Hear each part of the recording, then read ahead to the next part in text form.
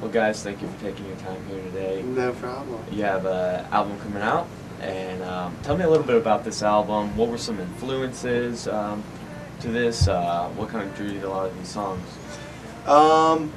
The way we feel about the album is that it's like, I guess, almost like 4 years in the making.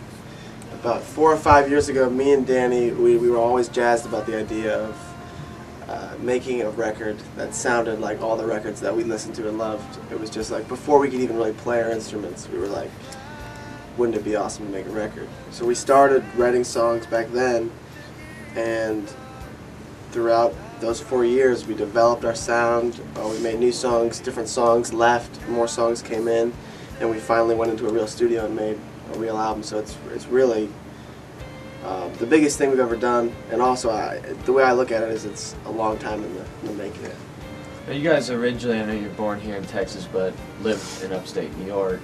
How was that when you guys came together up there? What was kind of the music scene like there before you came here to Dallas? It was nice. I mean, it was cool because it was a pretty small scene. So you'd play a couple of shows and you'd know like a lot of the people. So it was nice in that regard. Not a lot of room probably to expand. Not at all. Maybe would be a way to put it. But it was like a nice place to start playing music because you know all the people and everyone really is supportive of what you're doing, even if what you're doing maybe isn't the greatest at the time.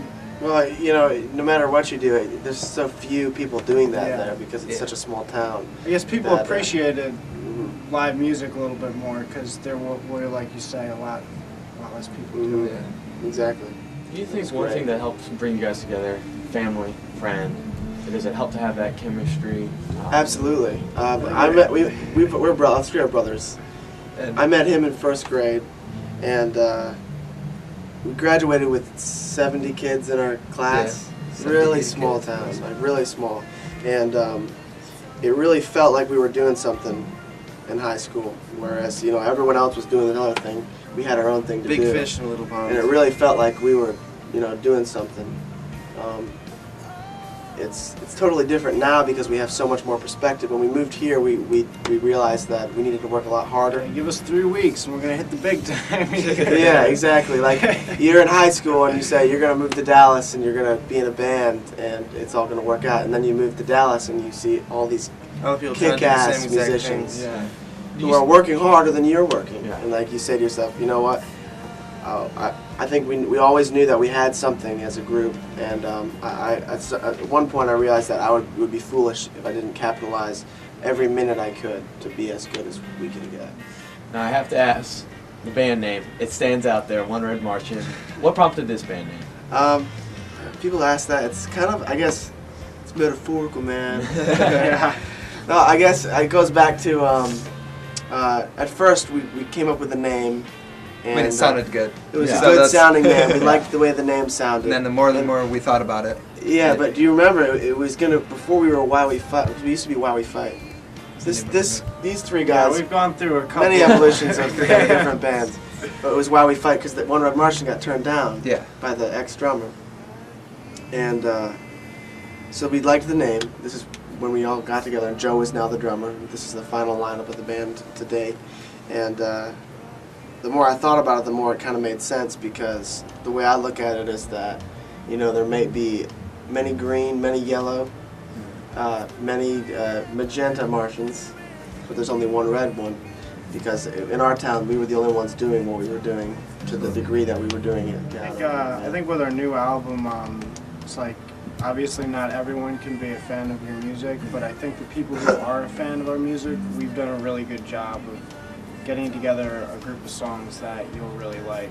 I think bands don't always do that, as far as I think sometimes they just kind of autopilot it and they just don't make the music that their fans might really like to hear. And I think we really tried to present something that people will appreciate if they like it. That's ultimately our goal, is to make good music, which is, it's interesting to see who listens to us, who responds to us. It's usually the older crowds, people who actually are listening, as opposed to younger, maybe teenage crowds. May or may not be on their cell phones. It's the people who are actually listening that like us, because that's what we're doing. If you like good music, I feel like you like the album and you like the band, because we really care about, doing it. We make music that we like. Yeah. Yeah. You know, yeah. I guess that's the goal of any artist, is to make music that they can listen to. But you know, when we write a new song, we're really jazzed about a new song that we're playing. It's because we're getting that feeling when we're writing it that it's going good, and it's music. You know, it's music. And it's really fun. Also, I think one thing is that our music is more universal than others. We're not singing about how, as a teenager, this girl broke our heart or anything. Yeah, I try to limit the use of you, I, and me in songs. He's the Yeah. lyricist. You can't get away from it, but I mean, Yeah. Which I try to helps limit that. especially with the. He writes about things that happen. It's inspiration. It just comes to him, and he writes about things that matter to him. And it's not very shallow. I would not say that it's shallow. it's not too shallow, man. Well, guys, I want to thank you for your time and Thank you for having us. Thank you very Album. much.